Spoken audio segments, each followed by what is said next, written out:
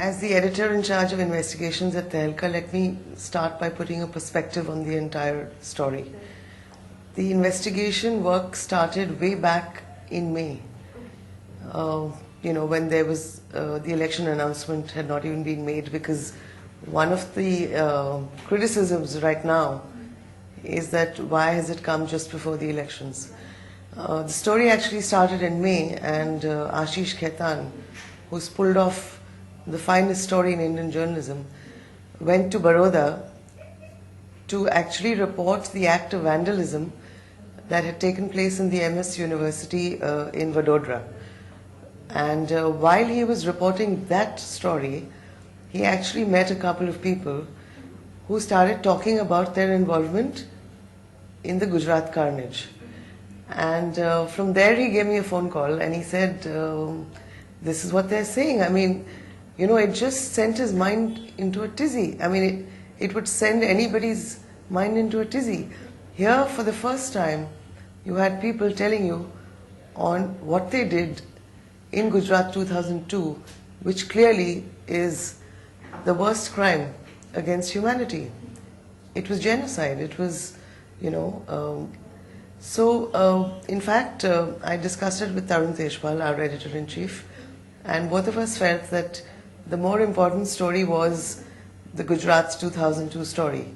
And so Ashish was told to drop the painting story and to try and pursue the lead he got vis-a-vis the riots. And from that one meeting that he had in Baroda, where, there's this VHP guy who's also part of the syndicate at the MS University. I think he's the chief accountant, Dhimant Bhatt.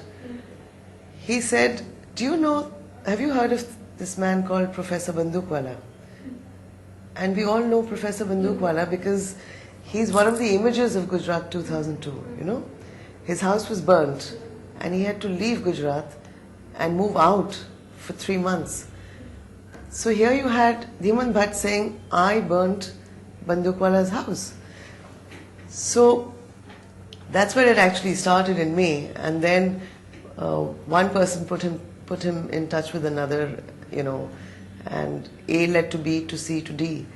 And in 6 months, we have 50 hours of tape telling us, for the first time, we bring the faces of the perpetrators.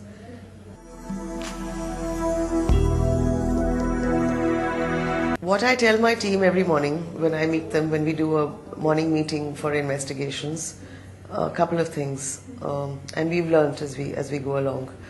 We do not like to induce, we do not like to entrap, we do not like to pay.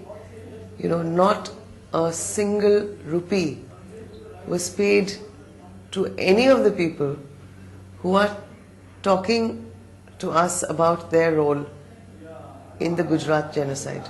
It is a superbly clean operation. Having said that, let me say another thing. Extraordinary stories need extraordinary methods. And all that Ashish Khaitan did was to approach the cast of characters who are now on our tapes as a researcher who was in the process of writing a book on Hindu resurgence. That's all he did. And mind you, 6 months, it was not easy for him to keep his cover under wraps. People were suspicious. I remember one incident when he called me up. He'd just finished a meeting with one of the public prosecutors. And within 5 minutes of that, he started getting phone calls from these guys saying, we're not so sure you're actually a Hindu guy. And he called me from there and he said, I'm going straight to the airport. I said, just take the first flight out. Safety is important. So for him to actually make inroads, for him to infiltrate the ranks of murderers who are dangerous people, was a very brave thing that he has done. And I think we should all salute him for this investigation because it's just a brilliant piece of journalism.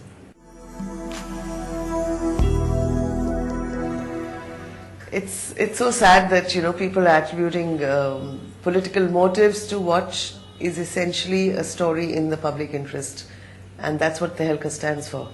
Tehelka stands for public interest journalism. We've been doing it for 7 years. We don't need a certificate from either the BJP or the Congress. And my request to all politicians would be to not make this a political issue, because this is really about justice for families whose relatives were killed in the most gruesome manner. News has come in today that the Shiv Sena has actually said that they're going to set up a fact-finding body, and they're going to talk to Babu Bajrangi, who's on tape talking about how he, pierced a pregnant woman's womb. And they're actually going to check with Babu Bajrangi and check our tapes, and if they find that it is actually Babu Bajrangi's voice, I mean, our tapes are forever under forensic examination, and we are willing to go through another forensic examination. When we did Operation West End, they were sent to an independent laboratory in London, and of course came the certificate that the tapes were genuine, So I wish the BJP had taken the same line as the Shiv Sena. At least take note of what these guys are saying, because it's not under the influence of money, it's not under the influence of alcohol, and what they are telling you is not a boast or a brag, because they're actually damning themselves. It's a severe indictment of they themselves. So, for God's sake, examine the evidence. Don't make allegations, examine the evidence. So, what we need to do, all of us, irrespective of our ideologies, act as human beings. Whether it's the Congress, the BJP, any political party, let's bring the guilty to book.